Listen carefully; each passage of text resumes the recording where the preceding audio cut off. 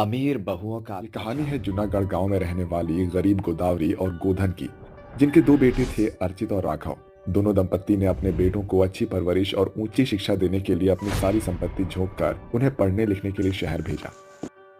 क्या बात है भाग्यवान, आज इस अरसे बाद तुम्हारे मुरझाए चेहरे पर खुशी का उत्कर्ष उतरा है।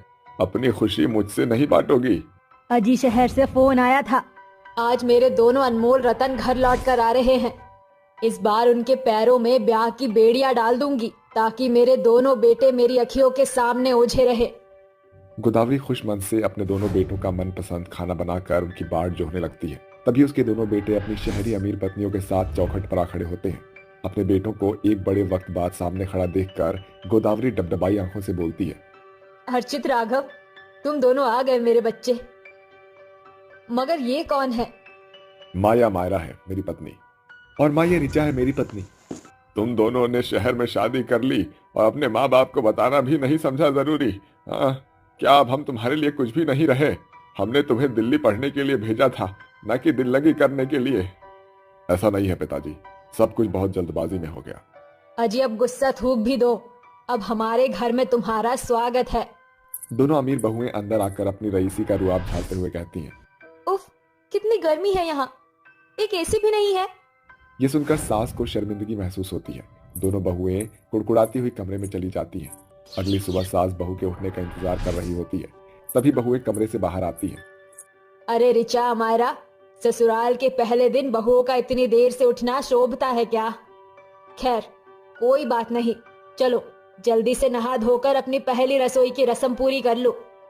आपका दिमाग तो नहीं फिर गया सासू माँ? हमारे मायके में हमने खुद से एक गिलास पानी भी उठाकर नहीं पिया, और आप चाहती है कि हम इस गए गुजरे किचन में करछी चमचा चलाएं? मगर बहू, अरे ओ बुढ़िया, अगर मगर की ना तो तेरे छक्के छुड़ा कर रख दूंगी। ये चूल्हे चौके की चोचलेबाजी हम बहुओं के बस की बात नहीं।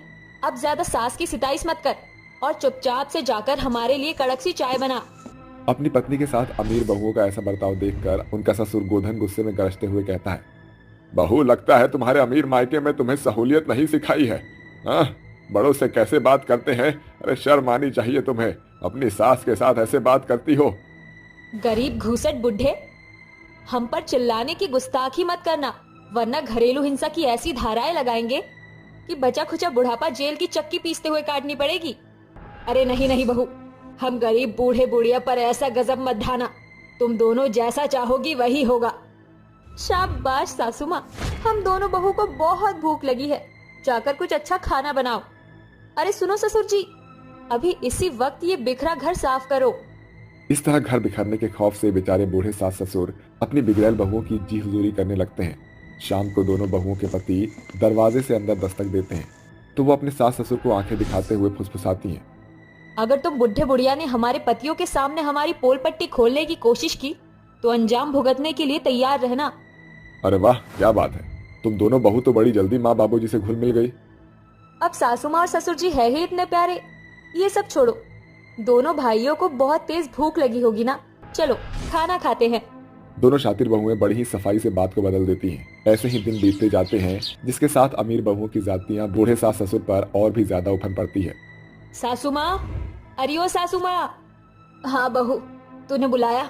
बहू गुस्से में दांत पीसते हुए बड़ी बेरहमी से बूढ़ी सास के बाल पकड़ लेती है।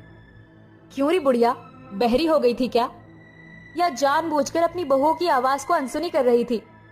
बहू, मेरे बाल छोड़ दे, मुझे बहुत दर्द हो रहा है। मैं तो रसोई में बर्तन मांज रही थी, खटपट की आवाज से कुछ सुनाई नहीं दिया। हम बूढ़े बुढ़िया पर अपना बल आजमा रही हो, मगर याद रखना, ऊपर वाले की लाठी में आवाज नहीं होती, वो हर बात का लेखा जोखा रखता है। ए बूढ़े, अपनी गज भर की जुबान को लगाम दे। लगता है बढ़ते बुढ़ापे के असर में तुम दोनों भूल बैठे हो कि तुम दोनों हमारे पतियों के टुकड़ों पर पलते हो। हमारा मुफ्त का खाना खाकर इन्हें जरूरत से ज्यादा चर्बी चढ़ गई है। अब अगले 2 दिनों तक तुम भूखे रहोगे ना तो सारी अकड़ टूट जाएगी।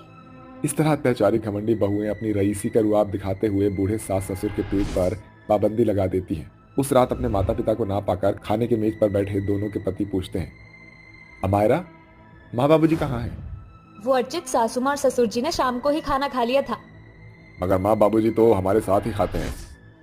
ओहो राघव, तुम दोनों भाई बेवजह ही तिल का ताड़ बना रहे हो। चलो खाना खाओ। अपनी पत्नियों का कहा गया कथन कहीं न कहीं दोनों भाइयों के मन में घर कर जाता है। उस रात भूख से बिलबिलाते बेचारे सास ससुर अपने कलेजे की कुड़न को एक दूसरे के साथ बांटते हैं। ये कैसी दूभर जिंदगी है जी, अपने ही घर में हम दाने दाने को मोहताज हो गए हैं। पता नहीं भाग्यवान ये किस जन्म का कर्म है जो भगवान ने हमें ऐसी अत्याचारी बहुओं से नवाजा है, और कितना जुल्म भोगना बाकी रहा है। खाने का दाना तो मिलने से रहा, आज इस पानी से ही पेट भरना पड़ेगा। इस तरह एक और जहां अमीर बहुएं जायकेदार खाना खाती हैं, वहीं बेटों से बिछड़ने की धमकी से सास ससुर पानी पीकर ही सो जाते हैं।